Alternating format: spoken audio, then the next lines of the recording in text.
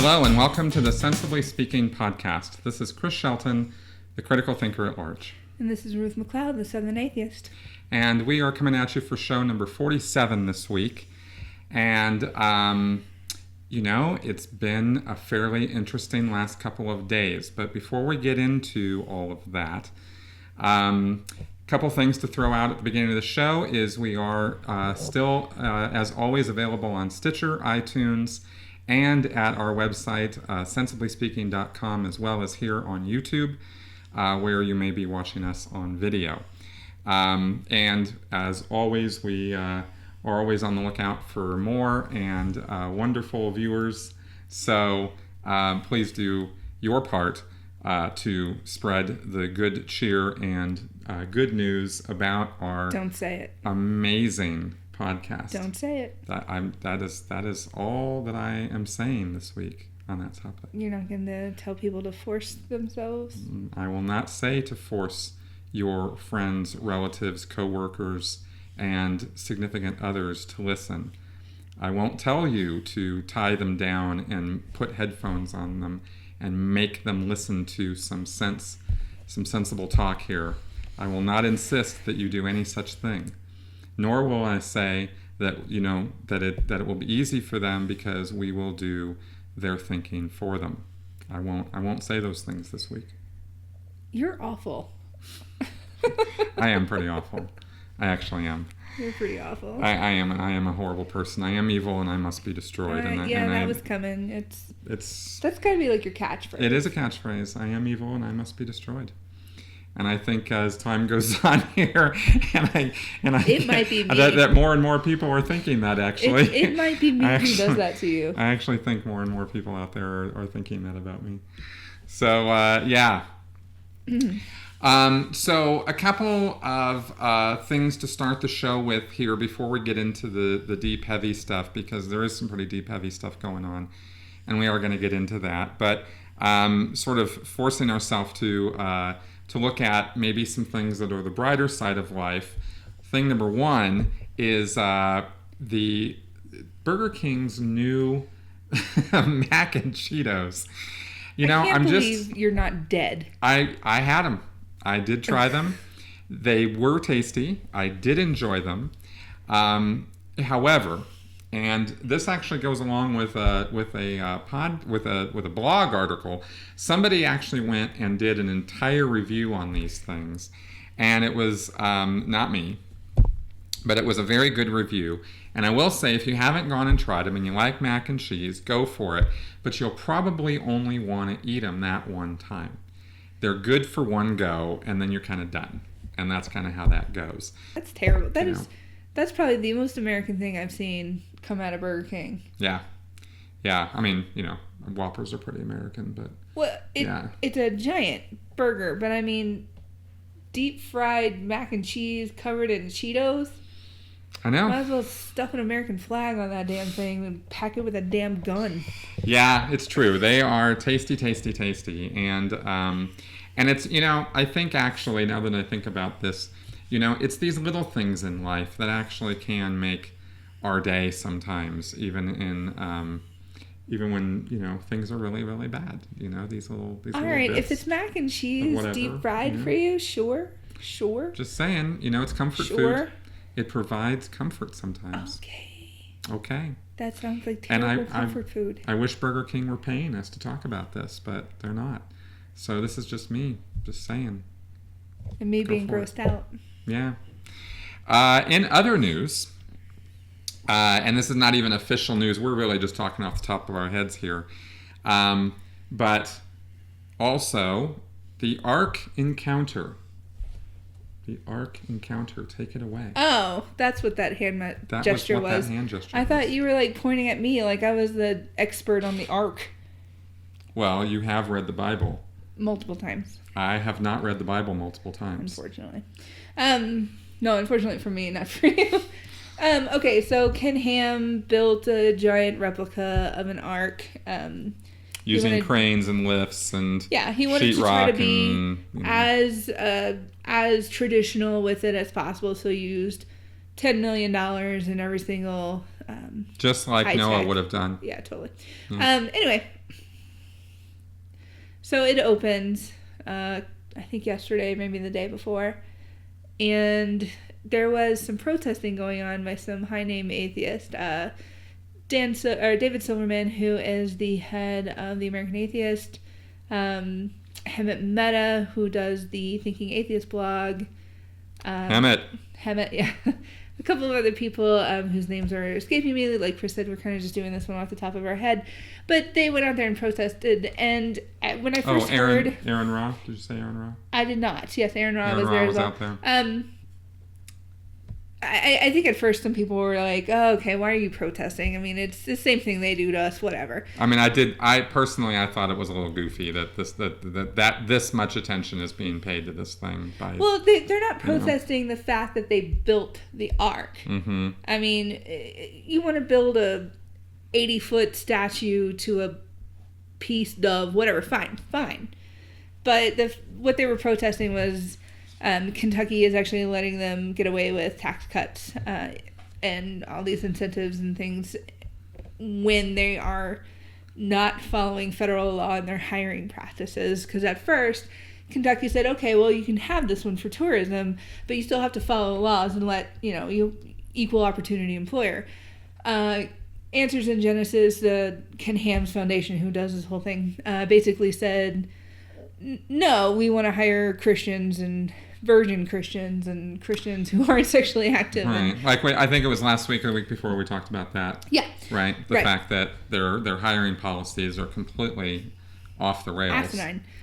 And they were doing live video feed, like walking through the ark. Dude, they had dinosaurs in pens. Dinosaurs. Okay, so these are... So they're obviously these are statues, right? Animatronics? Yeah. Okay. Little robots. So this is like a big Disneyland exhibit of Noah's Ark, right? This is like like the genocide ride in Disneyland. No, it's a lot like the Creation Museum because it's in the same general area. Yeah. So if you go through the Creation Museum, they have a lot of animatronics of dinosaurs in the Garden of Eden with Adam and Eve. Just frolicking, because the whole concept is before Eve, that bitch, ruined everything for everything by eating a damn apple because she was talked into it by a snake. Seriously, we accepted this for years. It's Eve. We've talked about this. Anyway, so the concept is everybody was vegetarian, so everybody just ate plants and fruits and vegetables and whatnot, and so. After that, then dinosaurs and all the animals became carnivores or omnivores or whatever. So that's how that happened. And so Ken Ham has his envision of it, I guess, or the evangelical envision of it, has dinosaurs on the ark. Even in my religious upbringing, going to church 3 times a week, vacation Bible school, Bible camp, whole works, I was told that people and dinosaurs lived together until the flood. I was told they never made it on the ark until they got wiped out in the flood. That's what I was taught. Which would tend to make some sense because there's no more dinosaurs and that sort of thing. So you'd think if you were going to sensibly put that somewhere, you'd put it at the flood that would have wiped out the dinosaurs. If you were going to insist that men and dinosaurs lived at the same time. I get what you're trying to do. There's nothing sensible about this whole story. Anyway. This is the Sensibly Speaking Podcast. I try to bring sense and reason. It's impossible. With this myth, it's impossible. It makes no fucking sense. But they actually have like little pins and all this stuff of where they kept all the little animals. And there's like they look like little stegosauruses. Little baby stegosauruses? Yeah. So cute. Yeah, but I mean... Little baby stegosauruses. That's not even... So I guess they only took babies with them. And that's how they fit on... That must be how they fit them on the ark. I don't know, man. Is they went around and gathered up baby dinosaurs. Little baby T-Rex. But then it's the concept... I don't know. I just saw the stegosaurs. It was just one because it would certainly answer the question of how is it that they were able to transport dinosaurs, dinosaurs, really big creatures. Well, obviously they had to have on babies. this ark, right? Obviously. So if they took baby dinosaurs, my whole argument though is like, okay, what you were trying to do with making sense of it If they weren't on the ark, then they got washed out by the flood. Fine. If they're on the ark, what happened to them? Did they just die? Or did they evolve to alligators? I mean, like, seriously, what? Well, things don't evolve, so. Well, no, that's what I'm saying. Like, what is the concept here? What? I was going to ask you that myself. So that wasn't explained in the article. She didn't say in the video what they said happened to dinosaurs. No, it was just like a picture of it. Oh, she just showed some pictures of there was just some pictures, dinosaurs in the There was like some live video feed of where they're walking through it, and everything just looks very wooden, and there's nobody there. Like, it's deserted. What? There's no one there? No one? I don't know if she went really early before it opened, but she was able to walk right in. I mean, you have to pay $40, which is stupid. $40. $40. Well, there you go, folks. The Ark Encounter. Not coming to a theater or lake or river or ocean near you anytime soon. Yeah, well, we're landlocked. It's stored in Kentucky. It's landlocked in Kentucky. I'm kidding. All right. We're going to go into our news segment now. We go.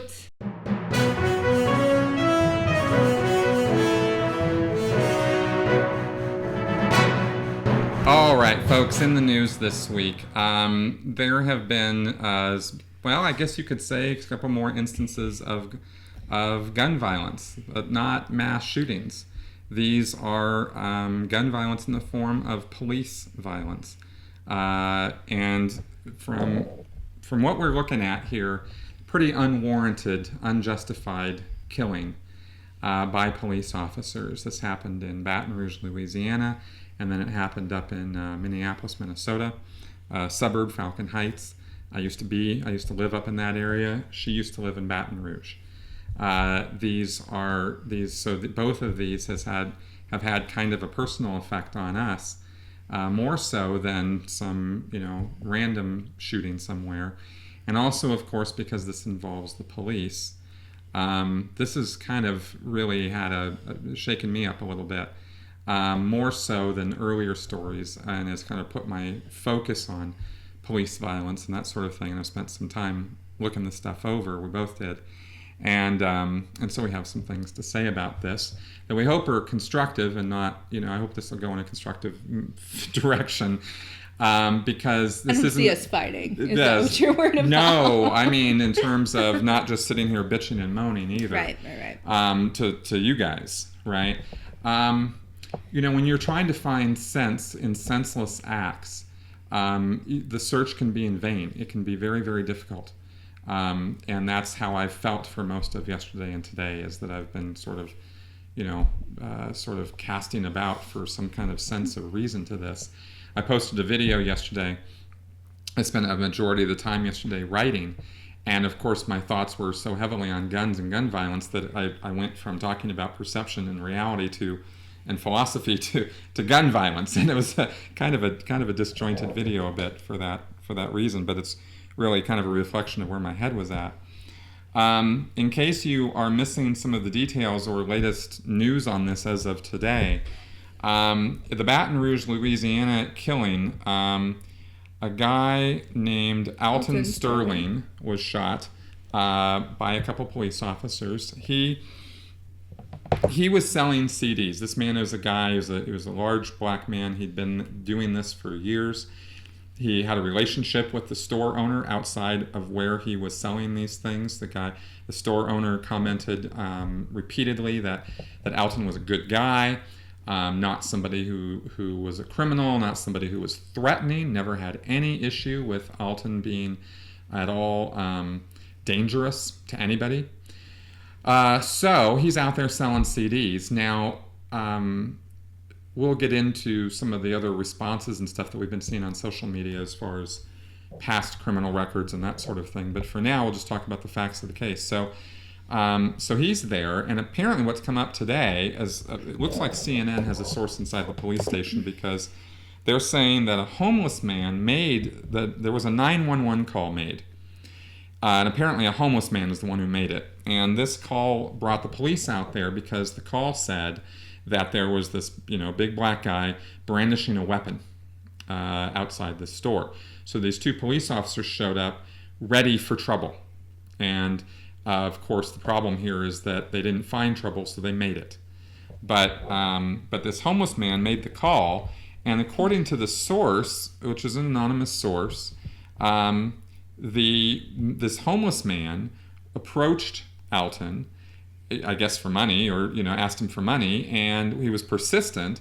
Now Alton had a gun. It was in his pocket. Looked like a small gun from the very tiny little clip that I saw from the video. There was a police officer after the shooting removing the gun from his pocket. And what might have happened, we're not sure, is that this homeless man was being persistent, and Alton said, "I told you to leave me alone," and the homeless man backed off. Alton may or may not have shown this homeless man his gun in an effort to get him to back off and leave him alone. That's not known.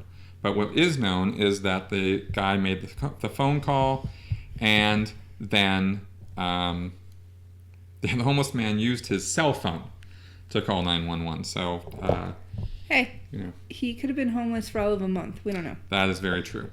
Anyway, the police come out, and there are 2 videos now showing, released to the public because they've been posted. That also, there's all the store footage from the store's security system, which we have not seen anything of. Mm-mm. And apparently the police were equipped with body cams, but those came loose or off, we don't know which, in the altercation, and that video has not been released. It would have audio in it as well. But what we do know from what we've seen is he was tackled, put on the ground by these 2 men. One of them at some point says gun, he has a gun, and then within, 2 seconds, this Alton man is shot 5 times by a police officer. The video goes off and goes back on, and you see him, there bleeding out. So then there's also very clearly in the video one of the police officers removing the gun from his pocket, from Alton's pocket. So he definitely did not have his gun out, and he was not brandishing it in any way. It couldn't have been. It was physically impossible for that to have been occurring when these police officers shot him. So basically what we're looking at is murder. And it is not unprecedented, as we might get to later, that police officers can be prosecuted for murder for actions carried out in the line of duty. That has happened, and I believe in this case, from what we have seen with our own eyes of this case and what we know about the facts of it, I'm not on a jury, but I will say as commentary here that it looks pretty clear that that is what happened. And these police officers acted shamefully, disgracefully, absolutely not at all deserving of the name police officer. They were not policing anything. They were acting like thugs. And they killed a man whose the only thing he was doing was selling CDs. Now, whether he was doing that legally or illegally, that's not a capital offense. It's also not a capital offense whether or not he had the gun legally or not. Exactly. In fact, and let's just talk about this for a second, we've been seeing some real disgusting behavior on social media about this incident. There's no lack of support for the police here. No. We like the police when they're doing their job. Absolutely. The police are a necessary function of society. And I will never say, a bad word against the institution of police. I've met plenty of police officers who I absolutely love, respect, adore. Absolutely, as have I. I got a police station a block away from my apartment, and I'm very happy to have it there. Except, when stuff like this happens, it brings everything into question. So we've been seeing because the evidence about this is so out there, the facts of the case are pretty laid bare, and the video is very, very clear. There's more than one video. Exactly. There's really not a lot of question here. No. So when we see people taking to social media and blaming Alton for being murdered right? Because he was brandishing a weapon, and yet he wasn't brandishing a weapon. It's clear as day he did not do that. Right. When they say he had an illegal gun, so he had it coming. He should have known better. This kind of nonsense. No. You don't get to say that in this case. There are cases where the police are justified in shooting somebody. I've gone through a bunch of them today. Yeah. Right? Where people do brandish weapons, where people do brandish guns, knives, charge at police, do really, really stupid criminal things that ends up getting them shot. Mm-hmm. This was not one of those times. No. This was not one of those cases, and Alton did not deserve to die that day or any day for anything that he had done in his entire life. And this business of pulling up people's past criminal records and whatnot, as a normal routine in order to, give some history on the person. Well, in some cases I could see that being, a reasonable thing to do if you want to provide some background on the person who was a criminal who got shot justifiably. In this case, it's just in bad taste. It just looks like, why are you doing that? Why are we talking about things he did 10, 20 years ago? What relevance does that have to the fact that he was just murdered? It has none. And what Chris is talking about, myself being from Louisiana and having friends of mine back in Baton Rouge, in the Baton Rouge area, I've been seeing a lot of my black friends who are posting very passionate and emotional testimonies about how they're feeling about the Black Lives Matter movement and how they're feeling about being shot right now. And I can only agree with every single word that they say. And then I have my white friends, many of them are agreeing with the Black Lives Matter movement. Many of them are agreeing with what we're saying here. Some of them I'm so disappointed in, because those are the ones who put up, well, he had all this record, and you live by the sword, you die by the sword, and he shouldn't have been threatening the officers. He was going to shoot one of the cops. It's like, did you watch the same video I did? Did you watch the same videos that millions of people watched? And I'm still really emotional about it. I'm trying not to cry right now, actually. I just don't understand how someone can watch that and their first reaction is, well, did the guy really deserve that? And think that, yeah, maybe he did because of his past actions. Because when he was a young, stupid kid, he made some bad choices. Because he was selling CDs instead of working what you think is an acceptable job. Like, what was he doing that day that made it acceptable for someone to tackle him to the ground and shoot him point blank in the chest? Why, after seeing pictures of a family man who was doing the best that he could for his kids, could he have been doing better? Could he have been doing something different? Maybe. I don't know this man's life. But I know that this man did not deserve to lose his life over something like this. Exactly. And none of the judgment about Alton, his life, how he was living it, or any of that matters one little bit. Because that's not what's at issue here. That's not whether he deserved this or not has nothing to do with the question of what happened. Right? Not in any way. If some random person walked up to another random person on the street and shot him, we don't look at the person who got shot and start listing out all the reasons why he deserved to have that happen to him. No. We never do that. That would be that's insane to do that. And yet somehow when the police officer is the one holding the gun and a black man is the one who's been shot, then somehow some people feel that that's justified behavior, that that's a good thing to do, that somehow they're going to explain this away by doing that, and yet the act still stands, and it is still what it is. So, thankfully, though, it's a minority of people who are doing that. Right. And just to...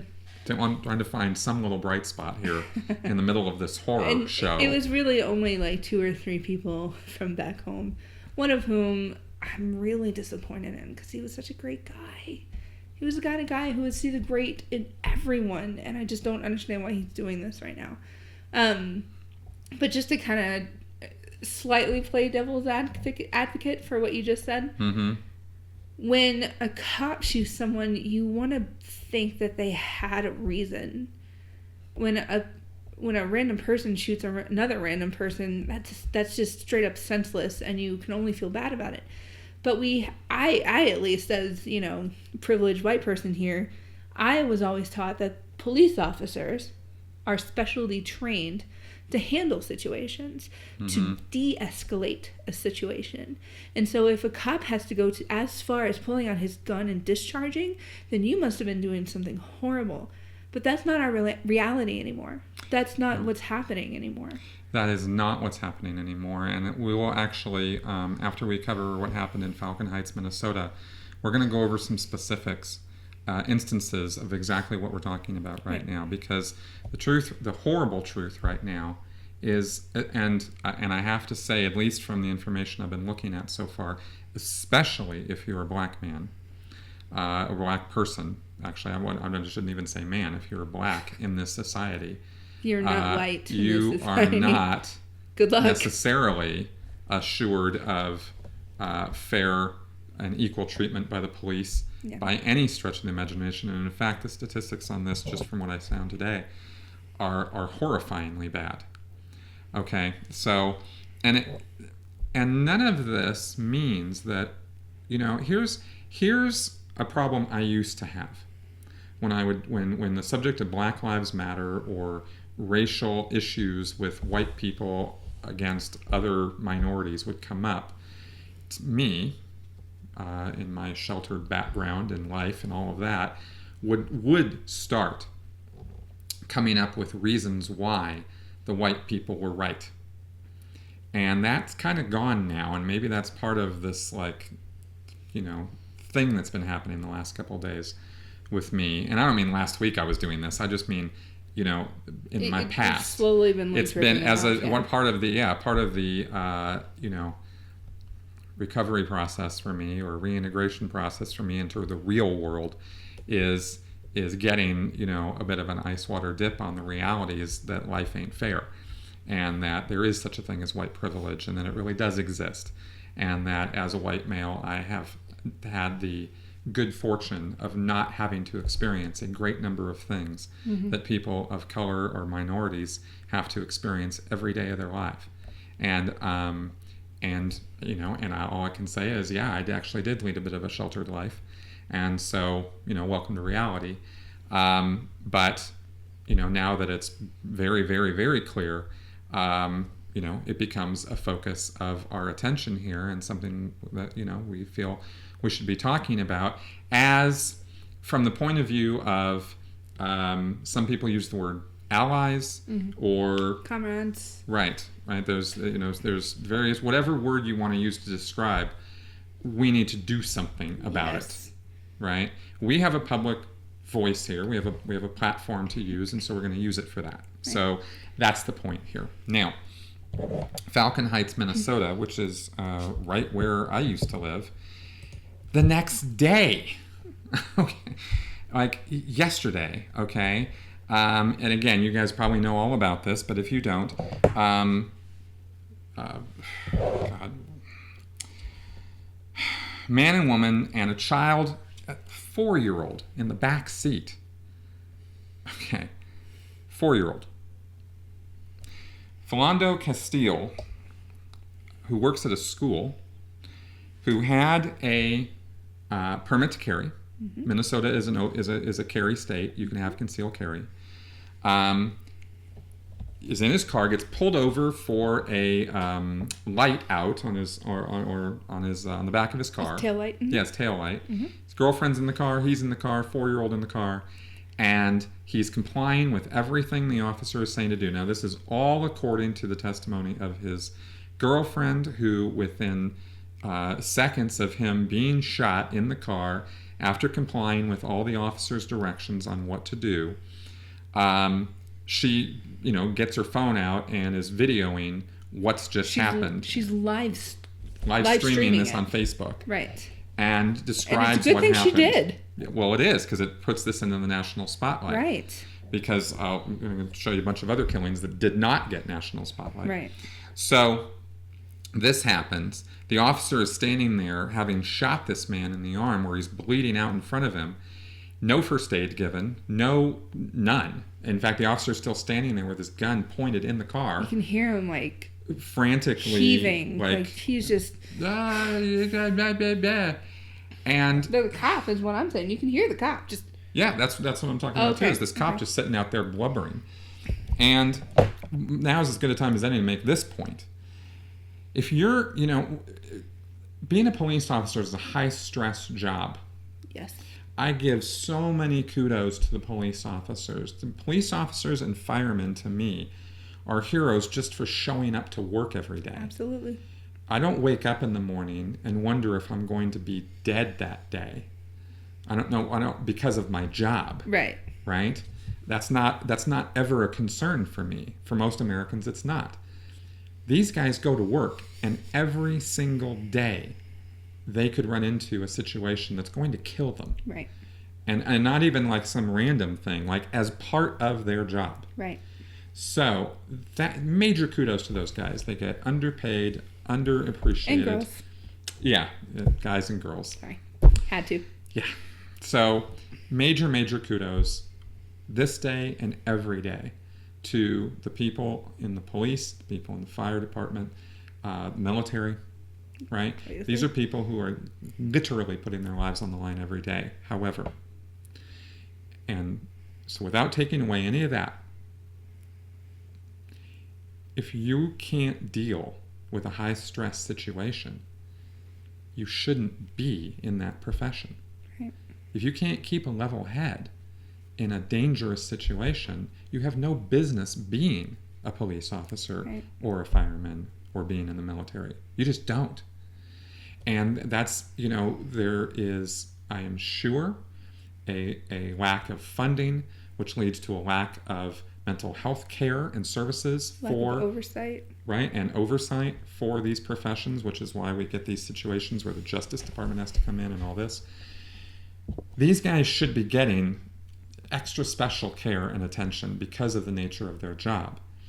Yet at the same time, they need to go into this job in the first place with enough filtering through the process of hiring these folks that they can be guaranteed that they're going to keep a level head. Right. And I say this in stressing it so much because it was very obvious in the Louisiana tape video and in the Falcon Heights video that these police officers did not keep themselves at a level head at all. The ones in Louisiana went in there practically shooting, and this guy in Falcon Heights, who I guess was I've heard is Asian, not a Caucasian police officer, but regardless, did not keep a level head and did not act in a professional manner at any point along the line. No. Right, including after he shot the guy, right. He just let him bleed out in his own car, right in front of his girlfriend and her daughter. Like, how do you? I don't even understand how that. He didn't have a record. He wasn't carrying a gun illegally. He told the officer he had a gun. Right. And he had a CHP. Right. And then he was handgun permit. Right. And then he was reaching for his wallet. Just like the officer asked him to. Right. He had a good job with the school district. He was all around a good law-abiding citizen, doing what he was supposed to do. He had a taillight out. I've been pulled over for a taillight. The cop said, "Get it fixed. Peace out." That was all there was to it. Exactly. So I don't understand why he even needed to draw his gun in the first place. I don't know. No. And it makes he was clearly a nervous, shaky wreck. Right. And he had no business doing any of that. Right. Right. And that's what I'm saying is right. that, if you can't even keep a level head during a routine traffic stop. And I like the response from the city, because Louisiana basically closed ranks, circled the wagon, shut down. Minnesota seems to be justice, justice, justice. We're doing this. Yeah, well, also, that's right. Governor Dayton is actually responding in probably, I think, the best way a white Democratic governor could respond in this particular case. He's come out strong on this. He has demanded a Justice Department investigation of this, and he has said very clearly, if this man had been white, this wouldn't have happened. And that's a pretty strong statement from a politician. Wow, that's a big one. Like, usually these folks are just thoughts and prayers. Yeah. Right? Yeah, and they try to be as PR as possible. Yeah, and so I'm not trying PC. to, like... Yeah, both. PR, PC, both, yeah, whatever. Ineffectual is what they usually are. Yes. And in this case, Governor Dayton's coming out in no uncertain terms. And he's also spoken with both the state senators, and they seem to be aligned in the fact that they are going to see that justice is carried out in this instance. Pardon the pun, he's coming out guns a-blazing. Yeah, exactly. Now, President Obama has weighed in on this, and might as well just cover that because it was... he said, all Americans should be troubled by fatal police shootings. They were symptomatic of a broader set of racial disparities that exist in our criminal justice system. He was speaking from Warsaw, where he's at, and showed statistics that show that blacks are far more likely to be arrested and shot by police, which is very, very true. Mm-hmm. When incidents like this occur, quote here, there's a big chunk of our fellow citizenry that feels as if, because of the color of their skin, they are not being treated the same, and that hurts. That should trouble all of us. To be concerned about these issues is not political correctness. It's just being an American. Yeah. And to recognize the reality that we got some tough history and we haven't gotten through that history yet. You know, people talk about racism, and there's a whole lot that can be said about this, but I think the only thing I want to sort of throw out right now is that it's not like, you know, when we start talking about racism and systemic racism that exists in this country, which it clearly does, that doesn't mean that every white person is Mark Furman, the cop from the OJ case, who had a collection of World War II memorabilia and liked to use the N-word, right? That's not what we're talking about. We're not talking about that all white people are skinheads or neo-Nazis. That's not even the implication. There's a systemic problem, right? It's a perception problem. It's an educational problem. It's a cultural problem. It starts from when we're born. There are all kinds of little cues and directors and things that happen in our civilization, in our society, in the United States, that gets white people thinking and acting in certain directions that are racist directions without necessarily being overtly, or I should say, consciously racist. And that's part of the problem that we deal with when we start talking about Black Lives Matter or talking about racial equality, is a lot of white people are like, well, I don't hate black people, so I'm not racist. And if you think that that's a rational response to what we're talking about, it's actually not. Right. Chris and I, earlier this evening, were sitting down with Maya, so Robbie, and if you watch the show at all, you know that Robbie is African American.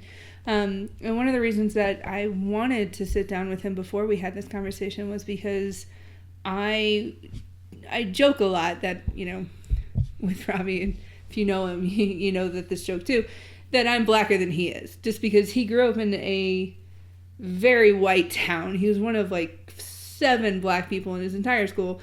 Colorado native.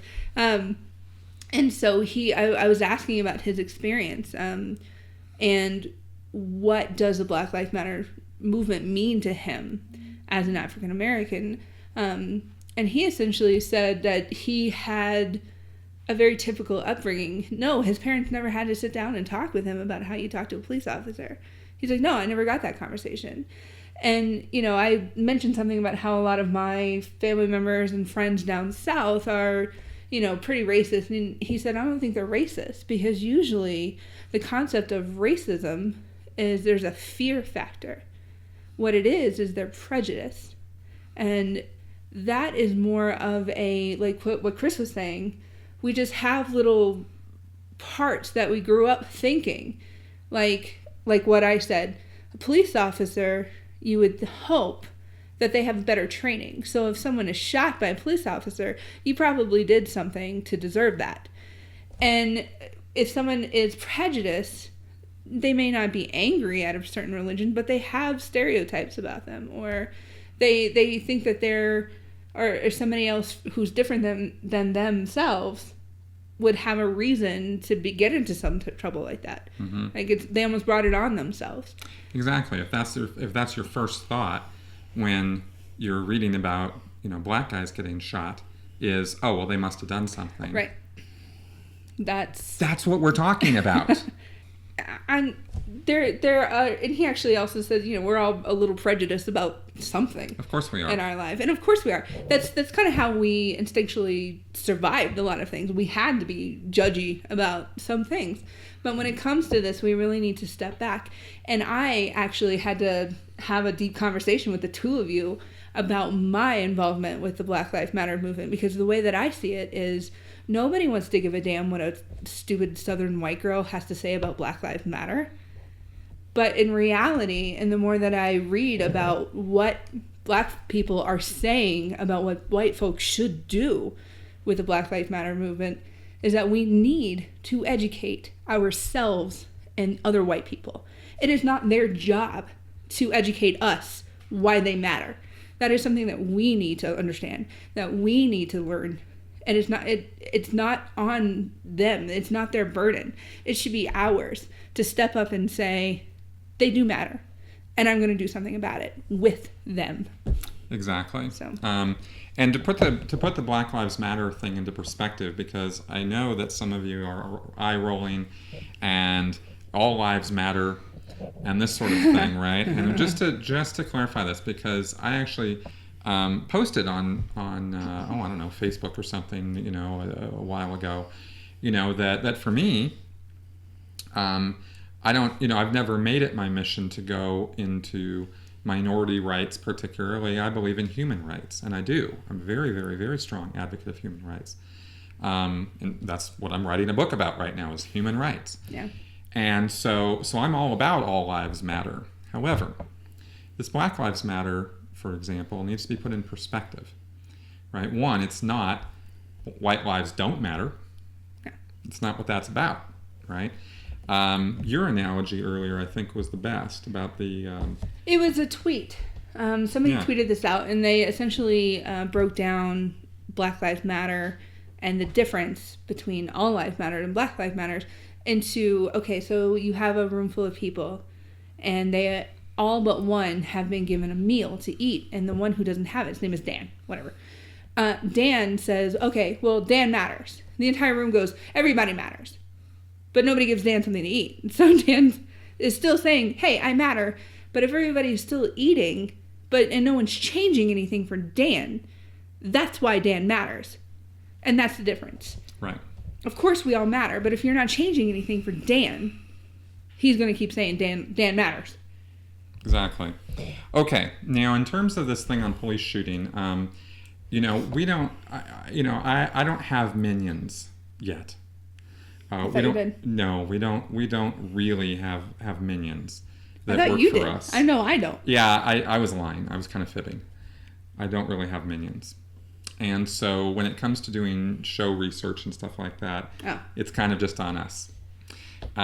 So we only had so much time to do research, and we're going to do more on this next week. But I did get into something that I thought, I'm going to put the link up on this. It's a site from The Guardian, which is a United Kingdom publication or site. The Guardian is a magazine over there, and they have been tracking people who have been killed through police action. It's incredible. They have a whole database of this, and like I said, the link will be below here. It's called The Counted: People Killed by Police in the U.S. And they have this for 2015, 2016. They have it all broken down where you can click on different states, different races, gender, age. You can really break all this stuff down. And I've been going through this today and looking. They've got anything in there from people who are shot to people who were hit in like car chases and they weren't even involved. That's right. So it's very detailed. Yeah, the thing that's so wonderful about it for research purposes is it literally gives you every single individual case with the person's picture, circumstances of their death, and links to the news stories that cover their case. So you can really do some drill down and get some very detailed information, and I've been going through this. And what I found so far that I wanted to just go over for this week, and we'll go over more of it probably next week when I have time to do more detailed analysis, is for 2016, just the year that we're in right now, I looked at January and February. And I literally went through every single case of a person who was killed by police. Okay, white, black, Hispanic, Native American, unknown, all of them. And I specifically was looking at what were the circumstances that black people were killed, because I wanted to see for myself how many of these were under suspicious or undeserved or unwarranted circumstances. And what I found was basically a third of these cases I went through in the first 2 months of 2016. 40 black people were killed by police in some circumstance or another. Most of them shot, but there were other circumstances as well, right? He got hit by a car, tased, and died, etc. 15 of those are completely suspicious circumstances. In other words, doesn't look like they were justified killings. Henry Bennett from Belle Glade, Florida on January 16th. Officials said a deputy shot Bennett after a traffic stop. Bennett ran from his car and allegedly pointed a gun at the deputy before the deputy opened fire. There's no video, as it occurred away from the officer's car after a foot chase. 5 shots were fired into Henry, but none appeared to be fired by him. So again, suspicious, because there's no video of this or witness corroboration or anything, and this guy gets shot 5 times while being chased by the police, who says he pointed a gun. Don't know. Can't he just shoot him in the leg and put him down? Well, when there's, that seems... Yeah. That... Even 77%, as I just put in my video this week, 77% of shots fired in a situation like that miss. Even by trained gun handlers. Yeah, of course. So they're trained to shoot here in the big broad place where they're going to hit. And yeah, I get it. I'm a stupid white girl who has no police training. Can't they just shoot him in the leg? I get it. Now here we have a very clear case of no way this is a justified shooting. Janet Wilson was a woman in Dearborn, Michigan on January 27th who was causing a disturbance in a parking lot of a mall. Now this woman was mentally disturbed and she was having an episode in the parking lot. And the police came and chased her, and they shot her when she tried to flee in her car. And her car came near a police officer as it was going, and they shot her and they killed her. She did not deserve to die that day. There was nothing that she did that deserved her death.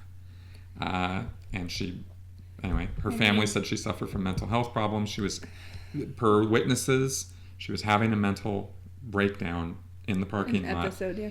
And that's what happened, right? I thought they taught cops to de-escalate things. Right. Okay. Here's another one. Peter John in Washington, D.C. on February 1st. John ran from an officer. When the officer tried to stop him and began fighting after a brief chase. When the officer confronted the subject, the suspect, Peter, lost his footing and fell to the ground. Now, when he fell, he had a weapon that dislodged from his and fell to the ground, and he attempted to reach for the weapon, and so the officer shot him dead. Okay. Okay. All right. Oh, yeah. Then there was the Antroni Scott, who died with a phone in his hand because the police officer thought it was a gun. This was in San Antonio, Texas on February 4th. Unarmed guy, you know. Now, he was approached because he was wanted on 2 felony counts.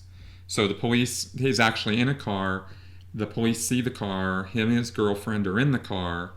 The police say, get out of the car. He gets out of the car, and he's got a phone in his hand, and he moved his hand too fast. The police officer thought it was a gun, although, I don't know anyway, and shot him and killed him. Okay. It does make you happy, though, when you see a story about a cop who was willing to sit down with someone who has mental issues and talk with them and talk it through. And there's plenty of cops every day who de-escalate situations. So when you hear about this, it's heartbreaking. Exactly. And it is. Again, we've made our position clear earlier about how we feel about cops, and that is how we feel about them. Yeah. Greg Gunn in Montgomery, Alabama on February 25th was shot. He and an officer got into a struggle. They had stopped him because he looked suspicious and he was carrying a stick or a pole, but neighbors disputed that Gunn, his name, Greg Gunn, neighbors disputed that he was holding anything, so there's contention about that from the witnesses. Now, in this particular case, he got shot when he and a police officer got into a struggle, and this officer was actually charged with murder. And that was in Montgomery, Alabama. Bravo, Alabama. Yeah, and I don't know how often you hear about that, but I thought it was noteworthy. Yeah. Clearly not justified killing. And also of note, up until I saw the Greg Gunn shooting, Daniel Shaver was a 26-year-old white man. This was the only white one that I noted here. He pointed a pellet gun out of a hotel window in Mesa, Arizona. Several hotel guests thought it was a real gun. Police said he didn't cooperate with responding officers, and he reached toward his lower back several times before an officer shot him. Now, what they found were 2 pellet guns. And the officer involved was fired from the department and has been charged with murder. So it does happen that police do get charged with murder for wrongfully terminating somebody's life in the execution of their duties. Mm-hmm. And I just wanted to point those out because there's this idea that never happens or something, and it's not necessarily true. It never happens. It may not happen often enough. That's very, very true. Right. When you have, out of 40 people killed, 40 black people killed, 15 of those under suspicious circumstances where, when you drill down to the details, it's not clear that the officer was justified in shooting him. And many of these cases are still pending investigation. They're still fresh enough that they're being looked into. You can go online. You can look at the details that I've looked at here. I've only made some notes here, but you can drill down into the details of this and see what I'm talking about. The justified shootings that I didn't list, the 25 that I thought weren't suspicious, were pretty clear as to what was going on. The guy shot his girlfriend and the police showed up and shot him because he resisted arrest and tried to shoot them first. Right. I can't argue with that. Right? But some of these other circumstances where it's not so clear, where it looks again like an Alton situation, right? I have to be suspicious. And this is Florida, Michigan, D.C., Texas, Louisiana again, Texas again, California, Louisiana again. Here's a guy who gets shot because he hit a patrol car with his car. And they shoot him, right? Well, it's easier on insurance. Wisconsin, Alabama, North Carolina. So it's kind of all over the place. Pennsylvania. Yeah. Michigan, yeah. So you can do your own study of this. I'll be doing more analysis of it and probably talking more about this. But I wanted to throw some of those out there to show that there is a problem when a third of the shootings this year alone of black people are done under circumstances that don't make sense. There's an issue. It exists. It's real. Yeah. you can find it if you look. And if you don't want to look and you just want to mouth off and think, they all deserved it, you can say that, and you'd be dead wrong. Yeah. And you'd actually, in doing that, be supporting racism. That's what you're doing. And something in Louisiana that made me very sad recently is Louisiana passed a law that says Blue Lives Matter. Kind of feels like a very sharp dig at Black Lives Matter. So what the law basically says is that if you assault an officer, it is a hate crime. Really? Really? Yeah.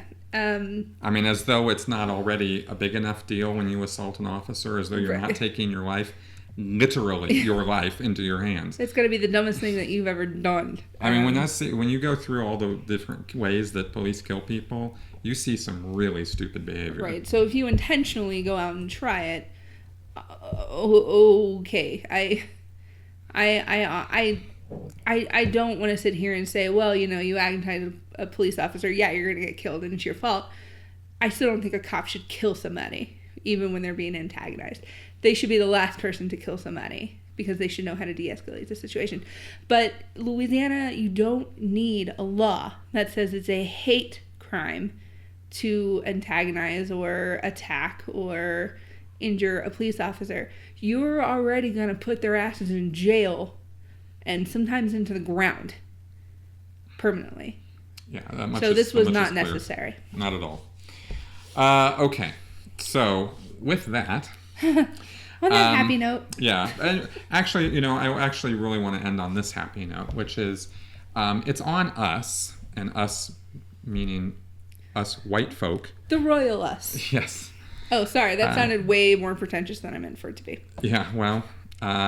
The royal we, that's what I was going for. Yeah, to do something about the situation that exists in the United States culturally, with prejudice, racism, whatever term you're most comfortable with in this regard. The unequal view and treatment of all of us, right? It exists, it's real, and we need to do something about it. We are attempting to do something about it and talking about it with you guys. Mm-hmm. If you're wondering what to do, go online, educate yourself, read up on it, find out about it. It's not hard. And I'm not actually advocating any extremist actions. I think there are extremists amongst the Black Lives Matter movement. It's the same as there are extremists in any movement. Yeah. And I don't agree with this, let's go kill all the cops, or let's engage in some kind of violent protests or this sort of thing. Right. That's not what we're talking about. No. Right? But becoming, one, personally aware of the situation, two, letting your other white friends know that there is such a thing as privilege. It does exist. And if you think you don't have it, you do. Call them out when they pull that stupid all lives matter bullshit. Yeah. Call them out. Right. Because it's inappropriate behavior in the face of this kind of discriminatory murder. Yes. That's not the time to be preaching all lives matter. No. That's not the time to do it. Absolutely not. Right? And this is the time to engage in put yourself in somebody else's shoes and look at things from their perspective if you can't get it from your perspective. Right? Try theirs. Just as a thought exercise. Yeah. Okay, so anyway, I just wanted to throw that out there, and we'll probably post a link or two to some articles about that subject as well, mm-hmm. in our notes below. Okay, this is not a passive activity. This is a doing activity. You have to do something about this, and it's not up to the president.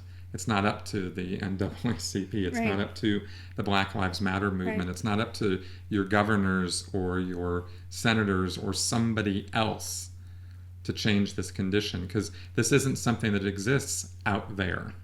This exists here in all of us. And we have something to do with changing it. We no longer have the privilege of being lazy and passive. Exactly.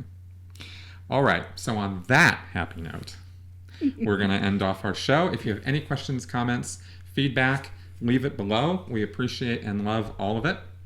And love constructive criticism, by the way. Sure. Nice constructive criticism. That's correct. Yeah, brought the mics back out this week because sound does matter, and we do apologize about last week's poor sound quality. That won't happen again. All sound matters. Sorry. Yeah, all sound matters. Jesus. Okay, so human being. Thanks for coming around and watching and putting up with some of our nonsense, and we hope that you got something out of this week's show. Thanks, y'all.